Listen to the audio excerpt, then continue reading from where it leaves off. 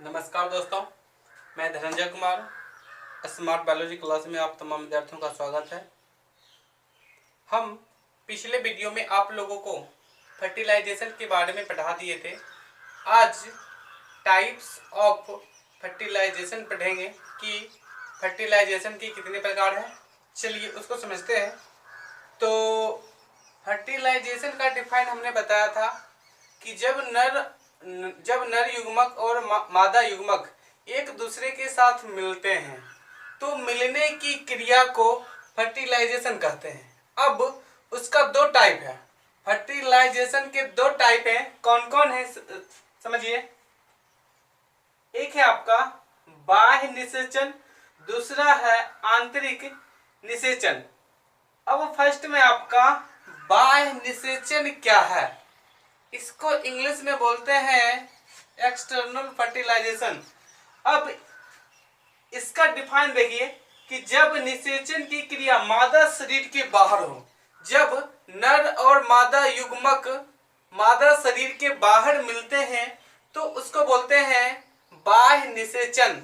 जैसे मछली, मेढक, सीप इत्यादि, ये जितने भी प्राणी हैं इनमें बाह्य निषेचन की क्रिया होती है। अब जो आगे है आपका आंतरिक निषेचन, इसको इंग्लिश में बोलते हैं इंटरनल फर्टिलाइजेशन। अब इसको देखिए कि जब निषेचन की क्रिया मादा शरीर के अंदर हो, जब निषेचन की क्रिया मादा शरीर के अंदर हो तो हम उसको बोलते हैं आंतरिक निषेचन, इंग्लिश में इंटरनल फर्टिलाइजेशन। जैसे मानव, जानवर, पक्षी इत्यादि, ये जितने भी प्राणी हैं इनमें फर्टिलाइजेशन की क्रिया मादा शरीर के अंदर होता है, न कि मादा शरीर के बाहर होता है। अगला टॉपिक आपका निषेचन पश घटना। अब एक बात और देख रहे हैं कि नर युग्मक और मादा युग्मक एक दूसरे के साथ मिल गए तो मिलने के बाद कौन कौन सी घटना होती है या किस प्रकार के विकास होते हैं उसको हम इस टॉपिक में देखेंगे। चलिए तो इसके लिए हम एक बात समझा रहे हैं आपको, वह देखिएगा। मेल गैमेट, दूसरा फीमेल गैमेट। मेल गैमेट और फीमेल गैमेट जब एक दूसरे के साथ मिलते हैं तो यह बनाते हैं आपका युग्मनज, और युग्मनज को इंग्लिश में बोलते हैं जाइगोट।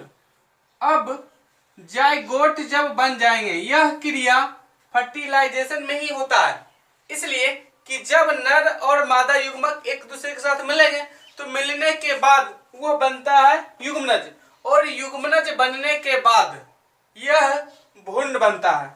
युग्मनज से जब भ्रूण बनेगा तो इसको बोलते हैं भ्रूणोद्भव, इंग्लिश में एम्ब्रायो।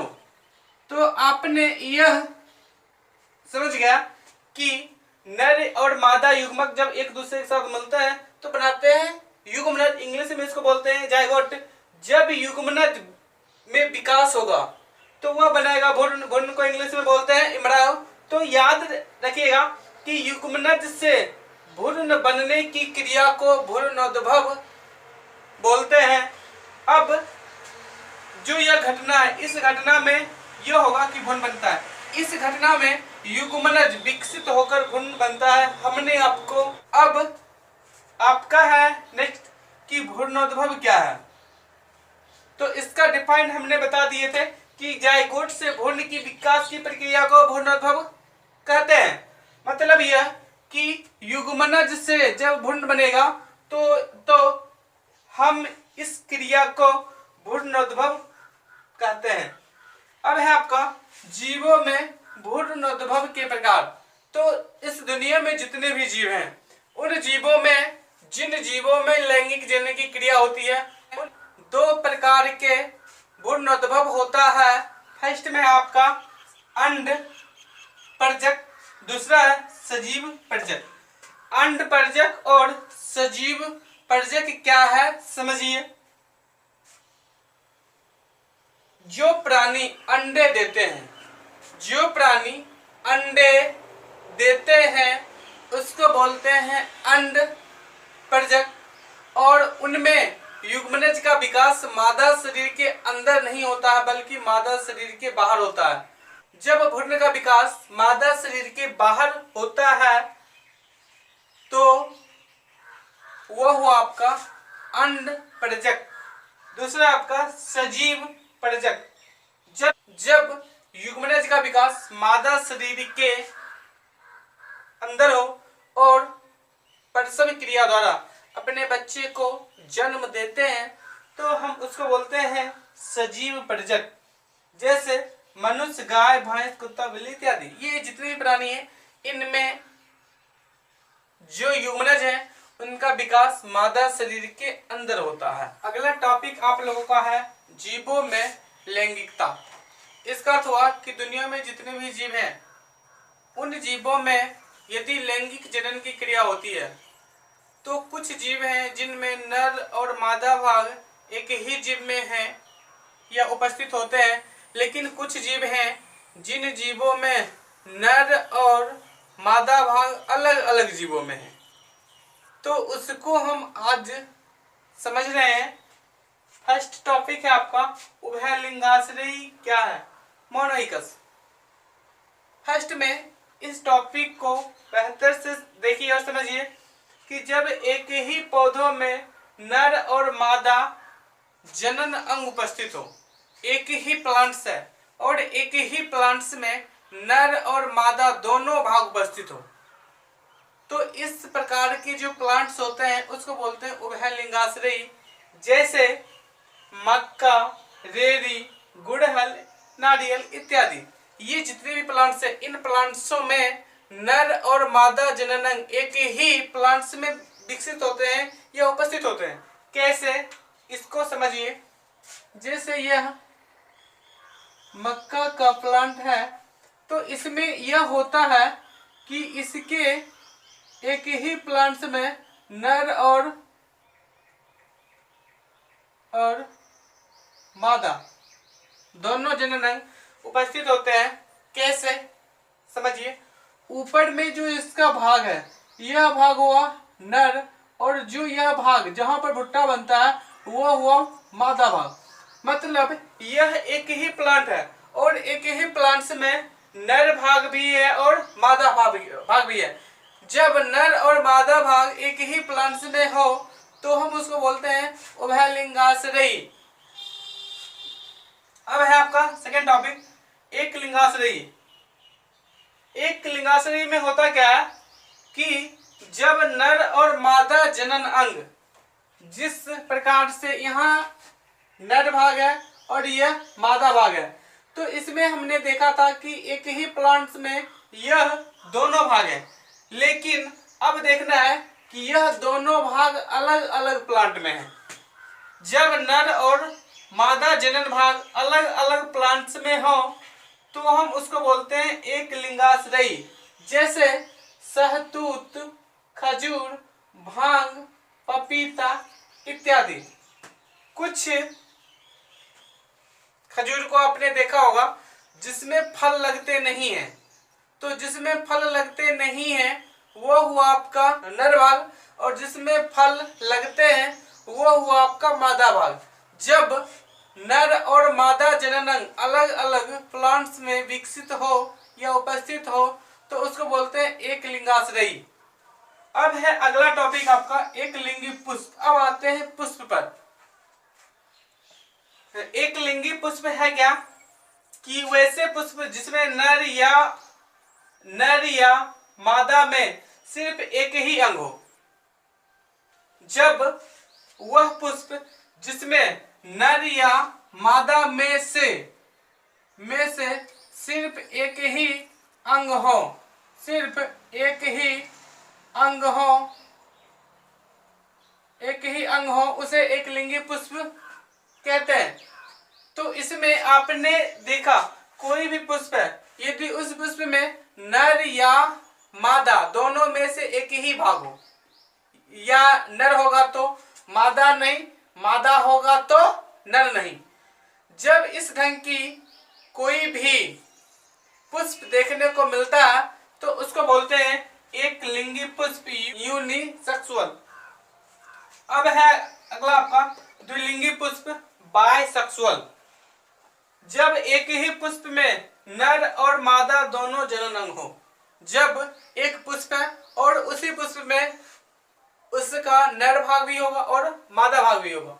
जब एक ही पुष्प में नर और मादा दोनों जनन अंग हो तो हम उसको बोलते हैं द्विलिंगी पुष्प। एज में हम बता रहे हैं, इसको देखिए, यहाँ पर नर भी भाग होगा और मादा भी भाग होगा। जो यह डंडे के आकार की रचना देख रहे हैं, यह है आपका नर भाग, और जो बीच की रचना है यह है आपका मादा भाग। जब यह एक ही पुष्प है और एक ही पुष्प में नर और मादा दोनों जनन अंग हैं, तो इसलिए इसको बोलेंगे द्विलिंगी पुष्प।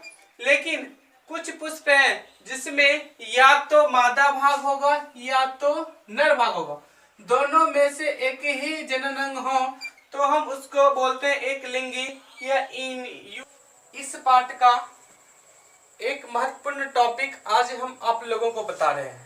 टॉपिक है आपका एसेक्सुअल रिप्रोडक्शन और सेक्सुअल रिप्रोडक्शन में क्या अंतर है। हम आज दोनों में अंतर जानेंगे कि आखिर दोनों एक दूसरे से भिन्न किस प्रकार से हैं। फर्स्ट में आपका एसेक्सुअल रिप्रोडक्शन, सेकेंड में आपका सेक्सुअल रिप्रोडक्शन। 5 जो नंबर है, जो 5 अंतर इसमें दिया हुआ है, हम इन 5 अंतर को बारी बारी से आपको समझा रहे हैं। फर्स्ट है आपका कि एसेक्सुअल रिप्रोडक्शन में एक ही जनक की आवश्यकता होती है। एसेक्सुअल रिप्रोडक्शन में ओनली फॉर एक ही जनक की आवश्यकता होगी, या तो वह नर होगा या तो मादा होगा, नर और मादा नहीं हो सकता है। सेकेंड में आपका कि इस प्रकार के जनन में 2 विपरीत लिंग की आवश्यकता होती है। लैंगिक जनन के बारे में आपको पता होगा कि इस प्रकार के जनन में 2 विपरीत लिंग यानी नर और मादा की आवश्यकता होगी। जब तक नर और मादा की आवश्यकता नहीं होगी तब तक उसमें जनन की क्रिया संपन्न नहीं होगा। अब है दूसरा नंबर आपका, जनक का पूरा शरीर अथवा एक कोशिका या एक कलिका जनन इकाई के रूप में भाग लेते हैं। मतलब उनका बॉडी ही जनन इकाई है, उनके बॉडी से ही या खंडित होकर या कोई क्रिया के माध्यम से नया संतान उत्पन्न होता है। अब है इसमें कि जनन इकाई को युग्मक कहते हैं। इसमें युग्मक बनते हैं, इसमें युग्मक बनते नहीं हैं। तो इसमें है कि जो पदार्थ जनन क्रिया में भाग लेंगे उनको युग्मक कहते हैं। तो इसलिए युग्मक को जनन इकाई कहा गया है। युग्मक एक कोशिकीय और अगुणित होते हैं। जो युग्मक होते हैं वह एक कोशिकीय और अगुणित होते हैं। अब है आपका अगला कि संतति आनुवंशिक रूप से अपने जनक के समान होते हैं, जिसे क्लोन या पुंजक कहते हैं।